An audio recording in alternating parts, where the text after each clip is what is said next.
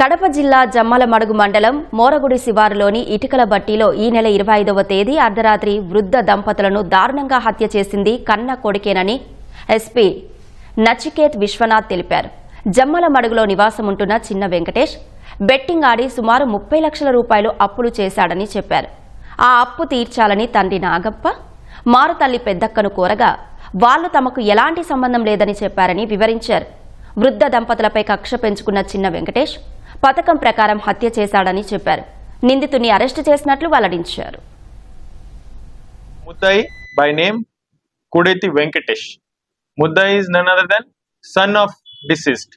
ఆయన సొంత కొడుకు. మోటివ్ అంటే ఫైనాన్షియల్ డిస్ప్యూట్. వెంకటేష్ ఇక్కడ హాస్పిటల్లో యాజ్ అ డేటా ఆపరేటర్ పని చేస్తూ ఉన్నాడు. ఆయన ఈ ఆన్లైన్ బెట్టింగ్, ఆన్లైన్ కసినో గేమ్స్ ఉంటాయి, ఇందులో అడిక్ట్ అయిపోయాడు. ఆ అడిక్ట్ అయ్యి అప్పులు ఎక్కువైంది. ఇంతకు ముందే కూడా ఆయనకి సమ్ ఫ్యామిలీ మెంబర్స్ డబ్బు ఇచ్చారు. ఈ అప్పులు ఎక్కువ అయిన వల్ల ఆ నాన్న దగ్గర వచ్చి నాకు డబ్బు కావాలి అని రెగ్యులర్ గా ఆయన గొడవ పెడుతున్నారు. ఆ రోజు కూడా వచ్చాడు, అడిగారు నాకు డబ్బు కావాలి. అక్కడ ఏదో ఆర్గ్యుమెంట్ జరిగింది వీళ్ళ మధ్య.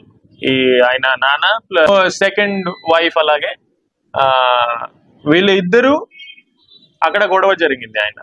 సో ఆ విషయం ఆయన మైండ్ లో పెట్టి ఆ ఫ్రస్ట్రేషన్ లోనే, ఆ యాంగర్ లోనే ఆయన అంత ప్లాన్ చేశాడు.